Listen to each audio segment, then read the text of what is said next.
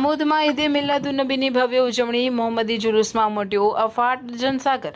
આમોદમાં ઈદે મિલાદુન્નબીના પવિત્ર અવસરે શ્રદ્ધા, અકીદત અને ઇશ્કે રસૂલનો માહોલ જોવા મળ્યો હતો। વહેલી સવારે વિવિધ મસ્જિદોમાં તિલાવતે કુરાન, ઝિક્ર ઓ અઝકાર, દુરૂદ ઓ સલામ અને ખાસ દુઆઓનું આયોજન કરવામાં આવ્યું હતું। પુરુષો અને મહિલાઓ માટે પાક મુએ મુબારકની ઝિયારતનું પણ આયોજન કરાયું હતું। ત્યારબાદ આમોદના વિવિધ વિસ્તારોમાંથી જુલુસે મોહમ્મદી નીકળ્યો હતો, જે વાવડી ફળા, બજારી મસ્જિદ અને તિલક મેદાન થઈ મુખ્ય ચોકડી ખાતે પહોંચ્યો હતો।